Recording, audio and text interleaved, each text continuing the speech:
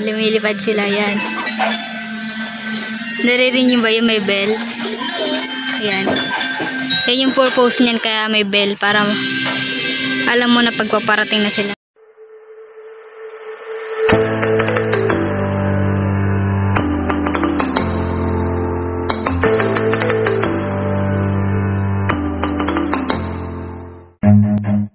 Hi guys! For today's video, andito sa'yo sa kalapatian natin.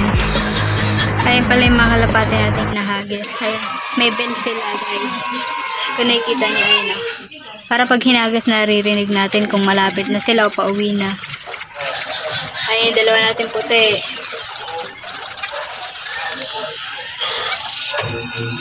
Ito yung dalawa natin.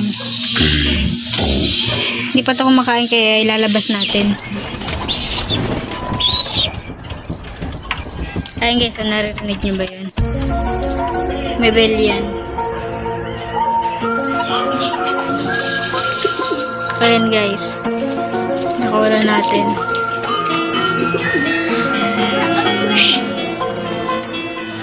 Ito yung dalawa.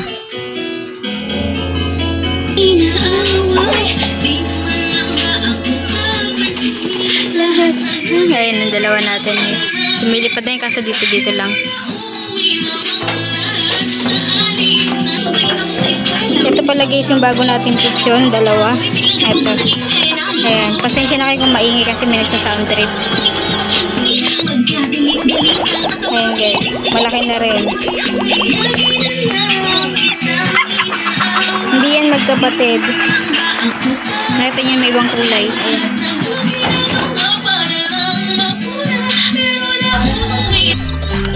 Ayan guys yung magulang niyan.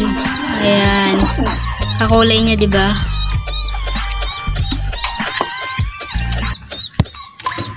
Eto, ayan, may itlog, panibagong itlog uli.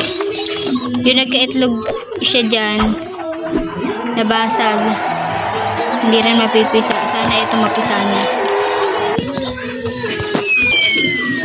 Ito iba nating mga kalapati, yung pinagsama-sama natin, may 3 babae. Ayan.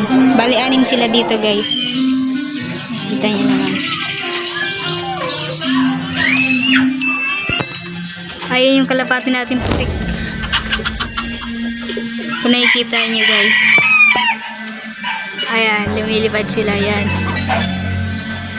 Naririnig nyo ba yung may bell? Ayan.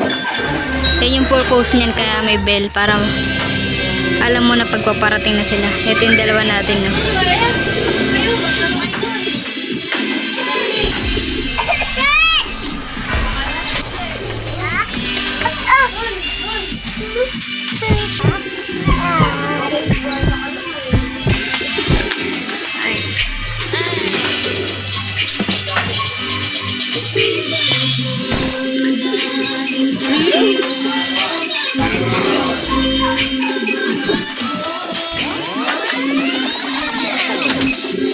Okay guys, hanggang dito na lang po muna yung video natin. Update ko na lang po kayo sa susunod na vlog ko. Kung saan sila mahagis. Hindi sila nadala kagabi kasi anong oras umalis yung asawa ko. Kaya hindi sila naihagis. Ayan yung dalawa. Yung dalawa nating hinagis sa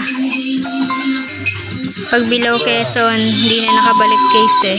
Kaya sana ito, pag nahagis ng malayo, sana makabalik.